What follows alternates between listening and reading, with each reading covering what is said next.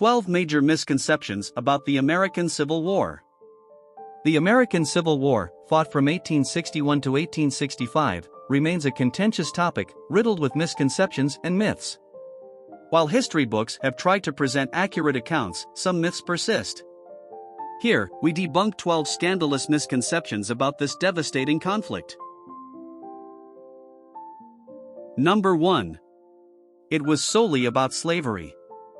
While the institution of slavery was undeniably a primary catalyst for the Civil War, reducing the conflict to this single cause simplifies its multifaceted origins. The war was a culmination of mounting tensions stemming from economic, political, and social differences between the North and South. The North's rapidly industrializing economy contrasted starkly with the agrarian economy of the South, which was heavily reliant on slave labor. States' rights also played a pivotal role, with Southern states feeling threatened by the federal government's increasing influence. However, it's profoundly unsettling that, even today, certain accounts underplay or neglect the fundamental role slavery played in driving the Confederacy's actions and motivations. Number 2. Every Southerner had slaves. The image of the Southern plantation, sprawling acres overseen by wealthy slaveholders, has dominated the cultural memory of the pre-war South. In reality, by 1860, a mere 25% of Southern families owned slaves. However, this shouldn't underplay the centrality of slavery to the Southern economy and way of life. The large plantations, owned by the Southern elite, held the majority of slaves. This oligarchy held significant economic and political power, guiding the South's pro-slavery stance. Their wealth and influence were deeply entrenched in the barbaric system, making its abolition a threat to their dominance. Number 3. The North, a haven of abolitionist sentiments. It's tempting to view the North as a monolithic entity united against the institution of slavery. In reality, the picture was much murkier. Many Northerners, particularly in the urban centers, held deeply racist views, even if they were against the spread of slavery into new territories. New York City, with its economic foundations linked to Southern cotton, processed, shipped, or insured in the city, exemplifies this ambivalence.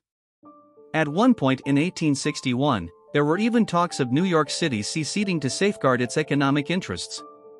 Such complexities show that the North's opposition to the South wasn't always grounded in moral opposition to slavery but often in economic and political calculations. Number 4. The horror of Civil War prisons. The Civil War's prison camps are a testament to human cruelty.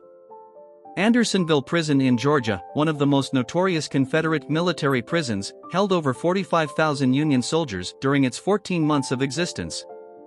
With poor sanitation, inadequate shelter, and severe food shortages, almost 13,000 prisoners died from disease, malnutrition, and exposure. Elmira, a Union-run prison in New York, had its own share of horrors. Despite being in the North, prisoners there faced cold, hunger, and disease. Of the 12,000 Confederate prisoners held at Elmira, nearly 25% died, a chilling mortality rate.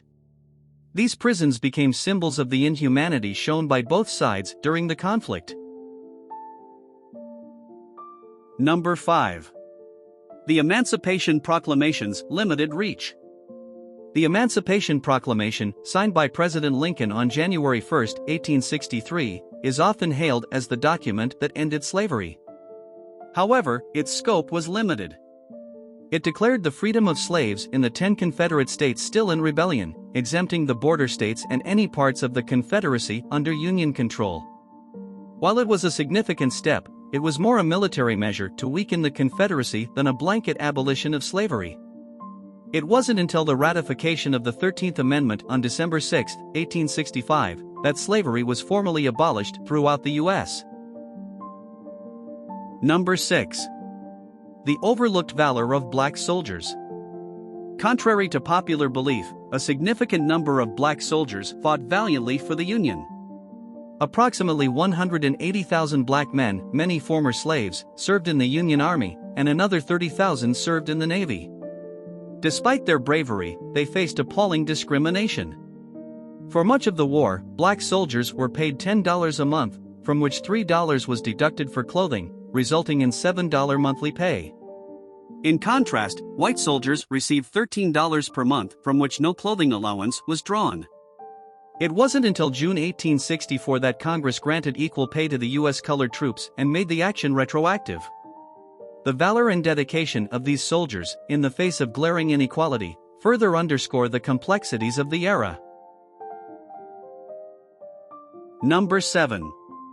The world watched from the sidelines.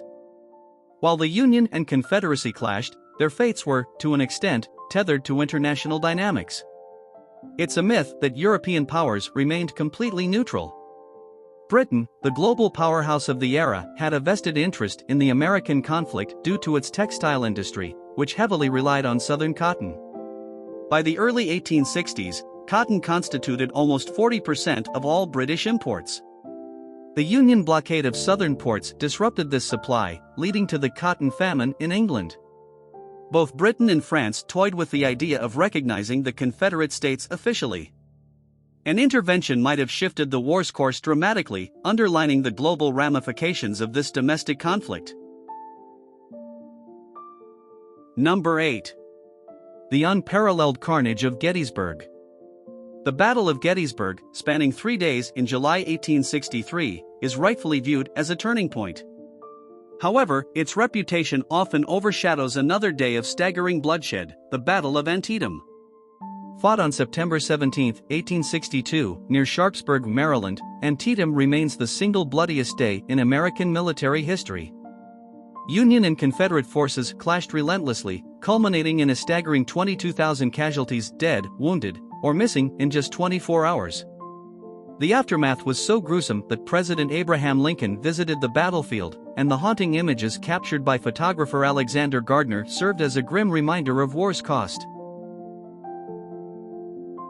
Number 9. Dissension in the Confederate ranks. The idea that the South stood as a unified front in favor of the Confederacy is one of the great misconceptions of the Civil War.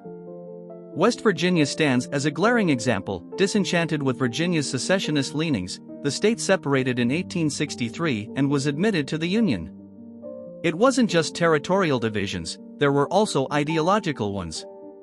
Significant portions of the population in states like North Carolina, Tennessee, and even Alabama resisted the Confederate draft and, in some cases, actively aided Union forces.